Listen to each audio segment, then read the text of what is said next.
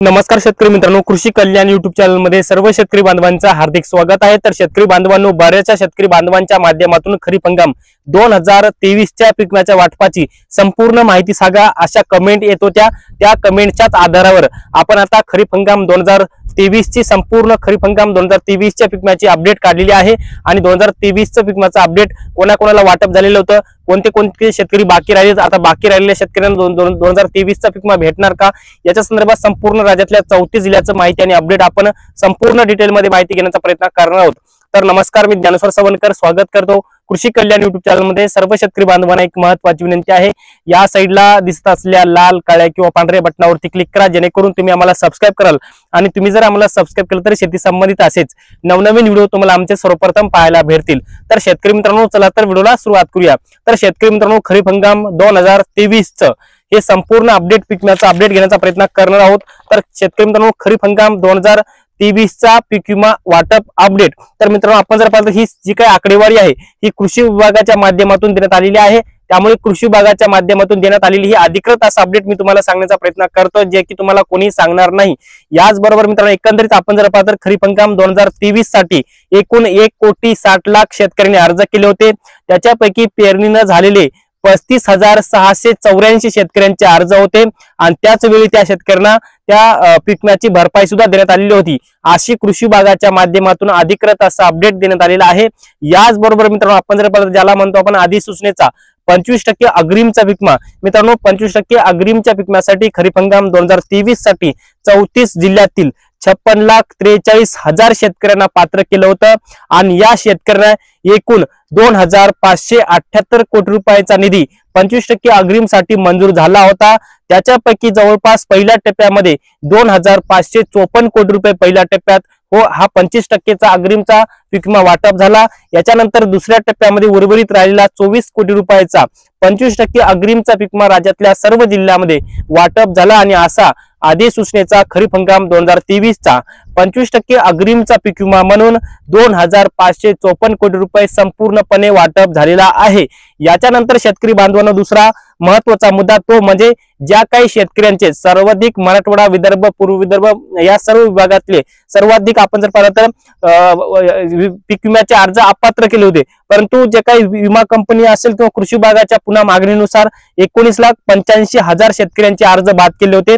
परंतु ते बाद केलेले 19,85,000 अर्ज बाद केलेले पुन्हा विमा कंपन्यांच्या माध्यमातून कृषी विभागाच्या हस्तक्षेपामुळे पात्र केले। त्यामुळे या राज्यातल्या 34 जिल्ह्यातील 19,85,000 अर्ज बाद केलेले पुन्हा पात्र केले आणि यांना 1,426 कोटी रुपयाची पीक विमा भरपाई मंजूर केली होती।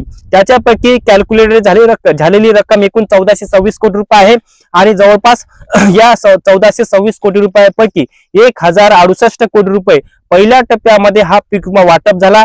याच्यानंतर दुसऱ्या आणि तिसऱ्या टप्प्यामध्ये उर्वरित राहिलेले 350 कोटी रुपये पीक विमा वाटप झाला। त्यामुळे बाद केलेल्या 19,85,000 शेतकऱ्यांचा खरीप हंगाम 2023 चा पीक विमा पूर्णपणे वाटप झालेला आहे, अशी माहिती कृषी विभागाच्या माध्यमातून देण्यात आलेली आहे। याचबरोबर शेतकरी मित्रांनो, पुढचा अपडेट आहे काढणी पश्चात नुकसानीसाठी, ज्याला आपण म्हणतो उर्वरित 75% पीक विमा।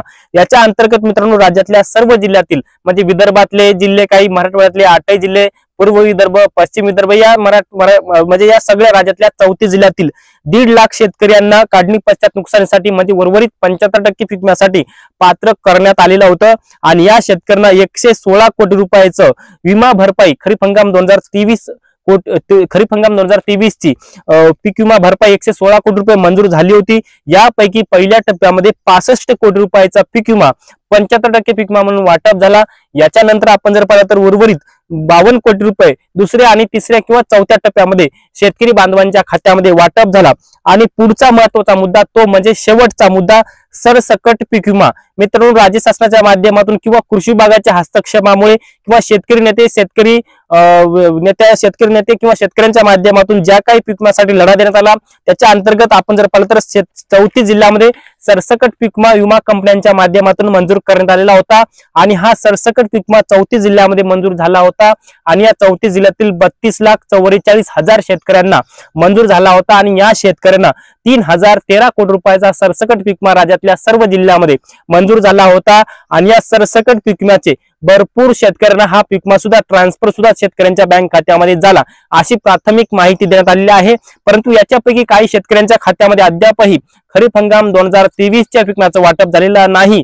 याच्या अंतर्गत आपण जर पाहिलं पीक विम्याचा क्लेम कॅल्क्युलेशन पूर्ण झालेला आहे, परंतु जी अमाऊंट दाखवत आहे ती अमाऊंट शेतकऱ्यांच्या बँक खात्यामध्ये जमा झाली नाही. आता ही अमाऊंट शेतकऱ्यांच्या बँक खात्यामध्ये कधी जमा होणार मी तुम्हाला व्हिडिओच्या शेवटी संपूर्ण सांगणार आहे. आता राहिलेला पीक विमा 2023चा कधी जमा होणार हे सगळं सांगणार आहे.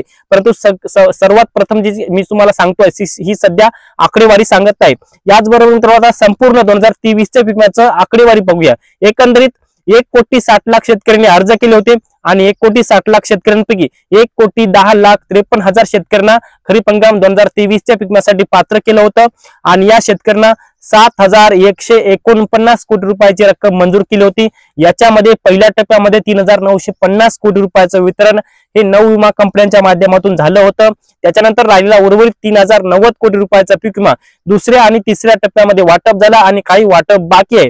अशा संदर्भातलं खरीप हंगाम 2023चा संपूर्ण आकडेवारी आणि अपडेट आहे. याचबरोबर मित्रांनो आता सर्वात जास्त पीक विमा कोणत्या जिल्ह्याला भेटला याची आकडेवारी मी तुम्हाला सांगणार आहे, याचंही अपडेट सांगणार आहे.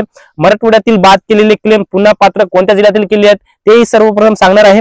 आता सर्वात जास्त पीक विमा कोणत्या जिल्ह्याला भेटला ते सांगणार आहे. याच्यामध्ये सर्वात जास्त पीक विमा पुण्यश्लोक अहिल्यानगर म्हणजेच अहमदनगर जिल्ह्याला भेटला, त्याच्यानंतर नाशिक जिल्हा, त्याच्यानंतर सोलापूर, नंतर नांदेड, नंतर नागपूर, नंतर चंद्रपूर, नंतर वर्धा, नंतर अमरावती आणि नंतर त्याच्या मागे हिंगोली. मोठ्या प्रमाणामध्ये या सर्व जिल्ह्यांमध्ये खरीप हंगाम 2023च्या पीक विम्याचा वाटप झालेला आहे. त्याच्यानंतर बीड आणि धाराशिव या जिल्ह्यामध्ये अद्यापही बहुतांश वितरण बाकी आहे अशी माहिती देण्यात आलेली आहे.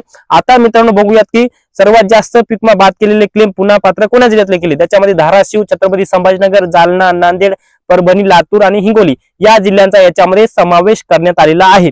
आता हे मित्रांनो होतं खरीप हंगाम 2023चं संपूर्ण पीक विम्याचं अपडेट. याच्यामध्ये आपण जर पाहिलं तर अद्यापही काही शेतकरी बांधवांच्या कमेंट्स येतात की दादा आम्हाला 2023चा पीक विमा प्राप्त मंजूर असून सुद्धा आमच्या खात्यामध्ये आलेला नाही.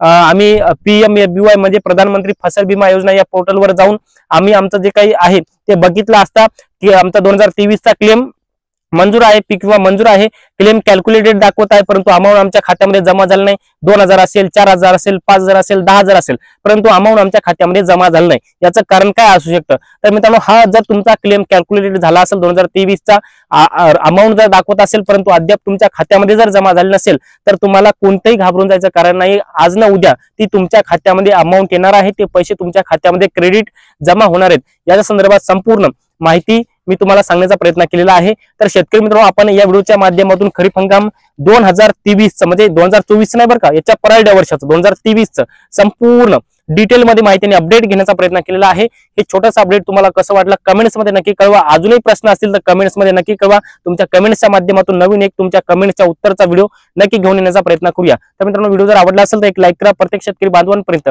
महत्त्वाची अशी माहिती शेअर करा. तर मित्रांनो तुर्तास इथेच थांबतो. तोपर्यंत आपल्या सर्वांचे मनापासून धन्यवाद.